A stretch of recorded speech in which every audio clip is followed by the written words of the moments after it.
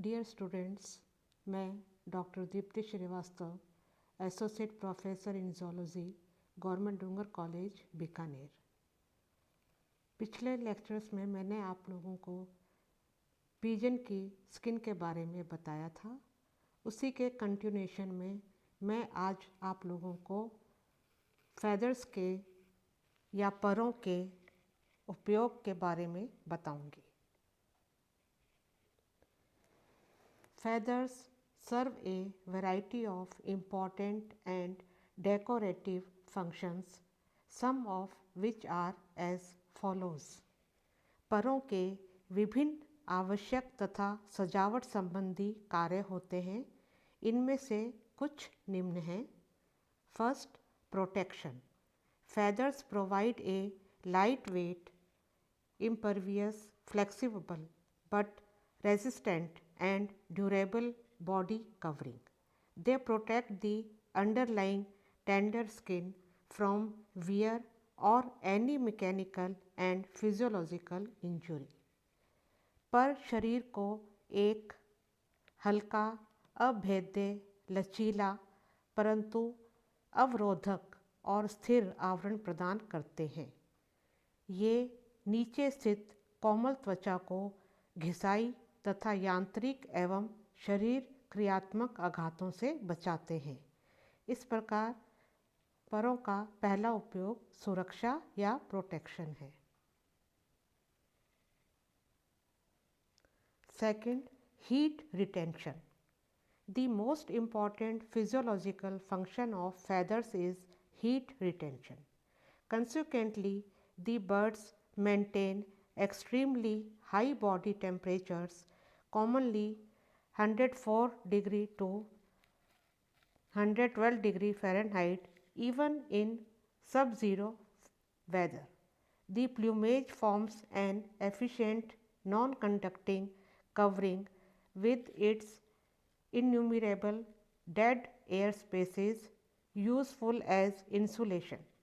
In cold weather, the heat loss is reduced to minimum by fluffing out the feathers, a practice which increases the depth of insulating material by adding to the air spaces within the feathery layers.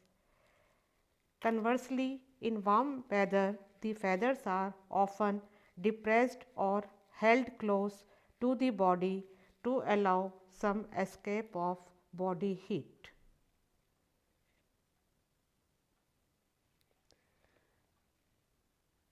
Second कार्य है heat retention या ऊष्मा धारण।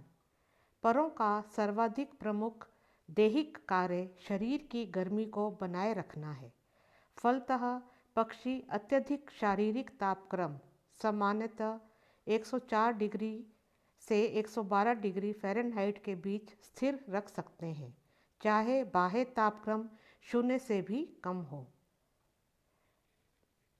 Plumage एक कार्यक्षम अचालकीय आवरण बनाती है। इसमें बंद असंख्य निष्क्रिय वायु अवकाश ऊष्मारोधन का महत्वपूर्ण कार्य करते हैं। सर्दी के मौसम में पक्षी परों को फुलाकर ताप की हानि को लगभग न्यूनतम कर देते हैं। इस आचरण से परों के स्तरों के बीच अतिरिक्त वायु अवकाशों के बढ़ जाने से तापरोधक स्तरों की गहराई अधिक हो जाती है। इसके विपरीत गर्मी के मौसम में परों को दबाकर शरीर से प्राय सटाकर रखा जाता है, जिससे शरीर की कुछ गर्मी बाहर निकल सके। Third, organs of flight. Feathers are light, elastic and horny structures. They furnish the bird with an admirably light weight. The thin, flat and overlapping wing and tail feathers with the close, almost airtight linkage effected by the barbules and the hooklets from surfaces to support the bird in flight. Third function organs of flight यानी कि उड्डयन अंग पर हल्के, लचीले एवं श्रृंगी संरचना के होते हैं। ये पक्षी को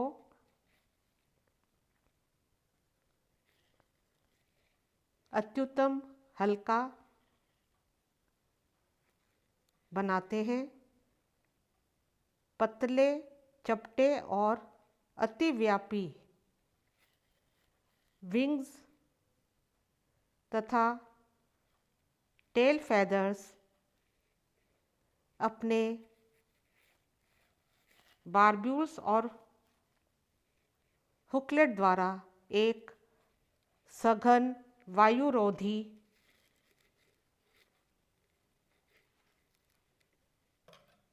सतह तैयार करते हैं जिनसे पक्षी को हवा में उड़ते समय मदद मिलती है।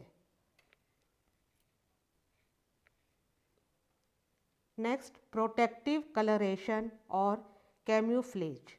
Feathers may help to render the bird inconspicuous by their close resemblance to habitual surroundings.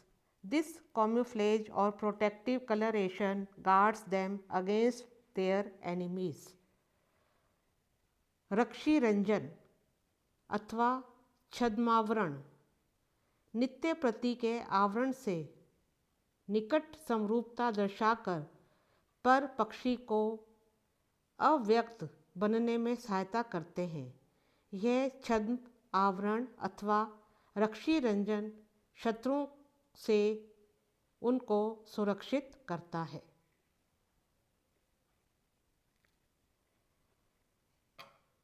Next, ornamentation, sex determination and courtship.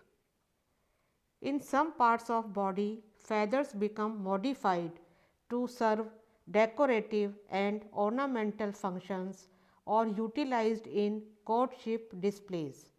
Usually, the male birds have more showy feathers than females, which helps them in attracting the females. अलंकरण, लिंग निर्धारण तथा अनुरंजन।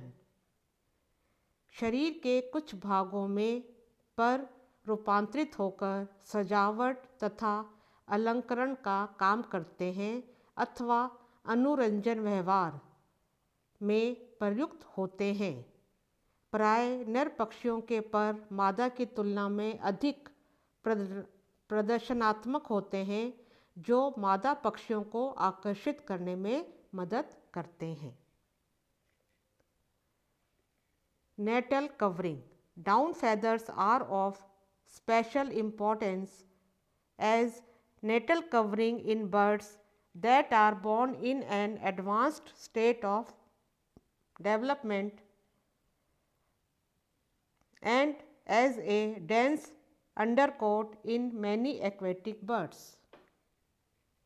प्रसव या natal आवरण। कोमल पिच्छों का विशेष महत्व उन पक्षियों में नेटल आवरण प्रदान करना है जिनके बच्चे परिवर्धन की अग्रगत या विकसित अवस्था में पैदा होते हैं। उदाहरण फेजेंट और बत्तख, शार्क, जबकि कई जलीय पक्षियों में यह शरीर का निचला स्तर बनाते हैं।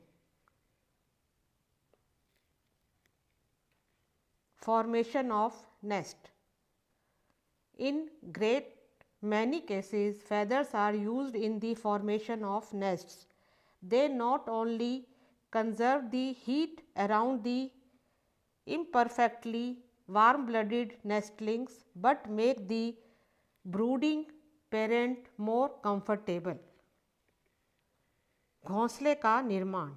अधिकतर मामलों में परों का प्रयोग घोंसलों के निर्माण के लिए किया जाता है, पर न केवल अपूर्ण रूप से नियमतापी नेस्टलिंग्स या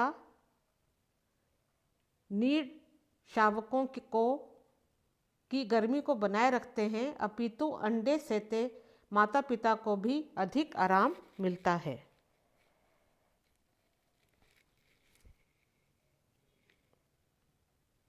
नेक्स्ट, अदर यूजेस, अन्य उपयोग।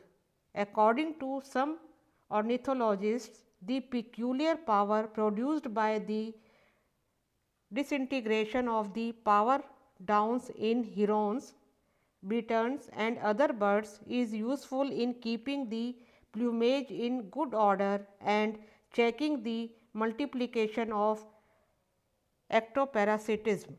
Other feathers form the eyelashes and still other project near the base of the beak, both probably akin to phyloplumes.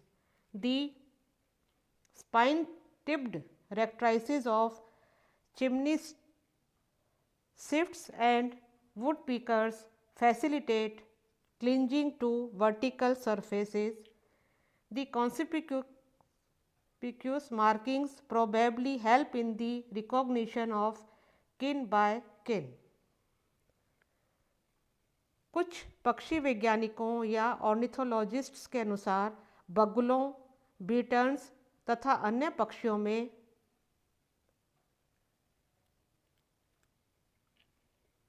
कोमल पिच्छों के विघटन या टूटने से बना अद्भुत पाउडर प्लूमेज को स्वच्छ रखने एवं बाह्य परजीवियों की अतिवृद्धि पर नियंत्रण रखने में लाभदायक सिद्ध होता है।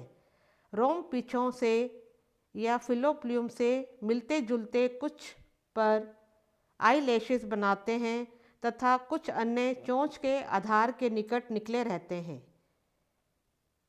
कटफोवड़ा या वुडपीकर और चिमनी स्विफ्ट के कंटक में सिरे वाले रेक्ट्राइसिस खड़ी सतहों पर चिपकने में सहायता करते हैं।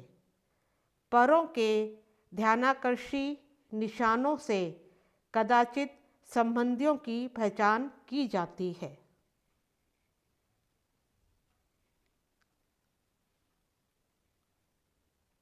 Feathers are used by man in a variety of ways. It may be surprising to know that some countries even export millions of pounds weight of feathers from different birds every year. मनुष्यों द्वारा भी इन परों का प्रयोग किया जाता है। मनुष्य परों का उपयोग विभिन्न प्रकार से करता है। यह आश्चर्यजनक सत्य है कि कुछ देश विभिन्न पक्षियों के करोड़ों पाउंड भार के परों का निर्यात प्रतिवर्ष करते हैं। In spite of the development of fountain pens and ball points, some birds' feathers are still used for special kinds of writing and drawing. Fountain pen तथा बॉल पेन का निर्माण होने पर भी कुछ पक्षियों के पर अब भी कुछ विशेष प्रकार के लेखन और चित्रकारी के प्रयोग में लाए जाते हैं। In the past, of course, all writing was done with quill pens made from certain birds' feathers. प्राचीन समय में तो सारा लिखने का कार्य कुछ विशेष पक्षियों के परों से बनाए क्विल पेन से होता था। In fact, the word pen is derived from a Latin word meaning feather. यथार्थ में पेन एक लैटिन शब्द है जिसका अर्थ है पर या feather. Feathers are used for stuffing cushions and mattresses. They are also used in medicine for holding fine doctor's brushes, for making flights for darts used in games and for battledores. परों का प्रयोग गद्दियों व गद्दे भरने में किया जाता है। इनका उपयोग औषधि बनाने, डॉक्टरों के उत्कृष्ट ब्रश बनाने, खेलों में प्रयुक्त उड़नशील डार्ट्स बनाने तथा बल्ले बनाने में होता है। In World War II, feathers were used for camouflage. दूसरे विश्व युद्ध में परों का प्रयोग छद्मावरण के लिए किया गया था। Recently, these have been experiments with feathers as a substitute for hair in reinforcing plaster for buildings. अभी हाल में मकानों के प्लास्टर को सुदृढ़ बनाने के लिए बालों के बजाय परों का प्रयोग हुआ है। Feathers can be useful to farmers too. When they are cleaned for industrial uses, they lose as much as one third of their weight as dirt and foreign matter, which makes a valuable kind of fertilizer for crops. पर किसानों के लिए भी उपयोगी हो सकते हैं। जब इनकी सफाई व्यापारिक इस्तेमाल के लिए की जाती है तो इनका 1/3 भार गंदगी और विजातीय पदार्थ के रूप में निकल जाता है, जो फसल के लिए उत्तम खाद का काम करता है। तो आज हमने पर के विभिन्न उपयोगों के बारे में पढ़ा। Thank you.